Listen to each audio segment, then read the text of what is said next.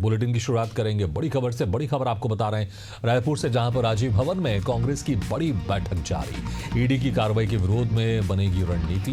Bhupesh Baghel, Deepak Baij, TS Singhdeo बैठक में मौजूद है। तो ये बड़ी खबर आपको बता रहे हैं। तो बड़ी खबर रायपुर से, जहां पर राजीव भवन में कांग्रेस की बड़ी बैठक जारी। ईडी की कार्रवाई के विरोध में बनेगी रणनीति। तो जिस तरह से कल पूर्व मुख्यमंत्री भूपेश बघेल की बेटी चैतन्य बघेल को गिरफ्तार किया था, अब उसके बाद आज एक अहम बैठक जारी है जिसमें ईडी की कार्रवाई को लेकर रणनीति बनेगी।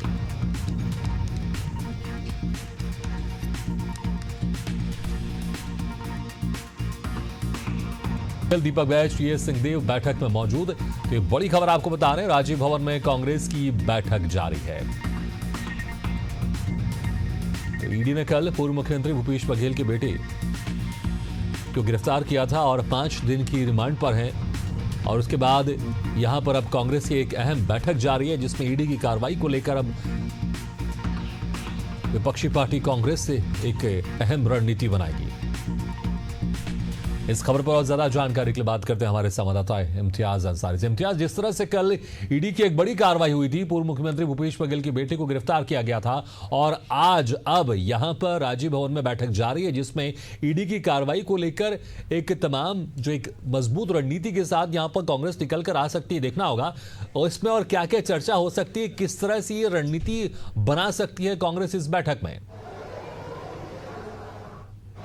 देखिए, बिल्कुल जिस तरीके से कल पूर्व सीएम भूपेश बघेल के बेटे चैतन्य बघेल को अरेस्ट किया गया और ईडी ने 5 दिनों के रिमांड पे रखा है, उसको लेकर आज जो है कांग्रेस भवन में बैठक हो रही है।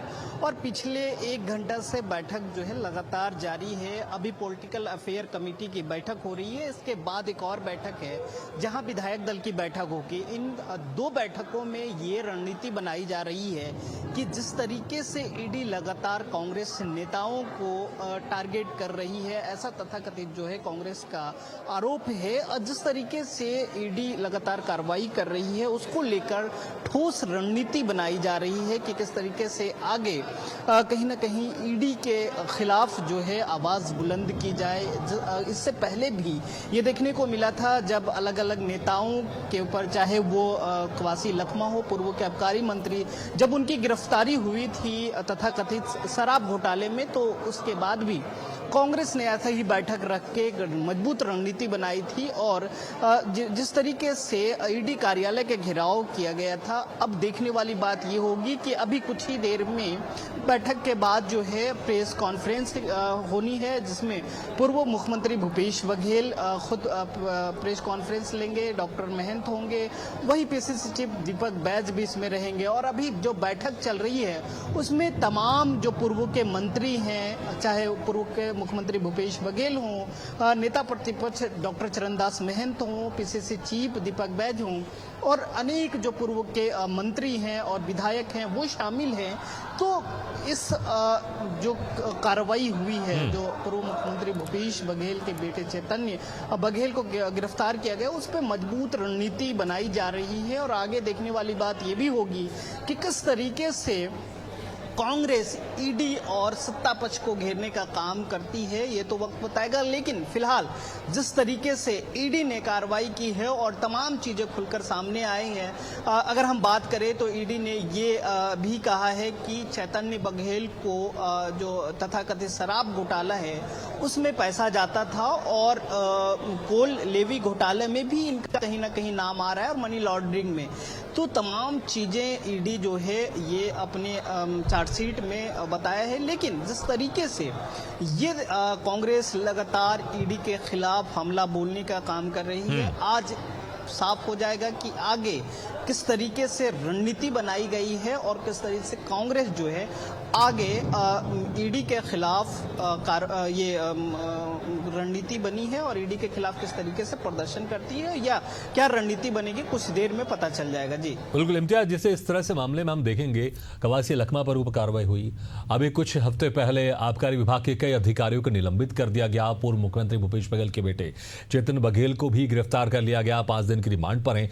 क्या अब कांग्रेस ये मानकर चल रही कि आने वाले दिनों में और कांग्रेस के कई बड़े नेताओं की गिरफ्तारी हो सकती है, क्योंकि और ईडी का शिकंजा और मजबूत हो सकता है? इसलिए संभावित चीजों को ध्यान में रखते हुए ये यहां पर बैठक जारी किस कैसे और रणनीति बनाए कि अगर किसी तरह से और गिरफ्तारी होती है तो जनता के बीच में किस तरह से मैसेज लेकर जाना है, या फिर इस रणनीति के तहत या फिर विरोध प्रदर्शन करेंगे, किस तरह से करेंगे, उस पर एक दबाव बनाने की भी कोशिश की जा रही है सरकार के ऊपर। देखिए, बिल्कुल जिस तरीके से कांग्रेस लगातार ये कह रही है कि केंद्रीय एजेंसियों को जो सत्ता पक्ष है वो दुरुपयोग कर रही है, चाहे वो चुनाव के समय हो, चुनाव के बाद हो, और ये पूर्व सीएम भूपेश बघेल का लगातार कहना है कि वो कहीं ना कहीं हमारे नेताओं की छवि खराब करने के लिए ऐसे एजेंसियों का जो है उपयोग कर रही है। तो ये डर है कि आगे और भी नेताओं को टारगेट किया जा सकता है और भी नेताओं के खिलाफ ईडी ईओडब्ल्यू की कार्रवाई हो सकती है। जिस तरीके से तथाकथित ये शराब घोटाला है, 2200 करोड़ से लेकर अब जो 3200 करोड़ हो गया है, इसमें कई जो अफसर हैं वो भी अब संलिप्त हैं और उनकी भी गिरफ्तारी होने वाली है, या गिरफ्तारी कुछ लोगों की हो चुकी है। तो ये साफ है कि और भी लोग संदेही हो सकते हैं। जिस तरीके से ईडी दरपरद कार्रवाई जो है लगातार जारी रखे हैं, अगर हम बात करें तो और भी नेताओं की गिरफ्तारी हो सकती है और भी के खिलाफ जो है ये चीजें जांच जा सकती, जांच की आंच पहुंच सकता है, जिसको लेकर ये कांग्रेस पहले भी ये संभावना जता चुकी है कि लगातार हमारे नेताओं को टारगेट किया जा रहा है, उनकी छवि खराब करने की कोशिश की जा रही है। और कहीं ना कहीं ये चुनाव के समय भी देखा गया था, चुनाव के बाद भी देखा गया था। कल की अगर हम बात करें तो कल जिस तरीके से जंगल की कटाई हो रही है और जिस तरीके से अलग अलग चीजों को लेकर भूपेश बघेल सदन में सवाल खड़ा करने की बात करते हैं, और उन्होंने कहा कि हम कल जो जंगल की कटाई हो रही है उस मुद्दे को उठाने वाले थे उससे पहले कि हमारे घर पर ईडी भेज दिया गया।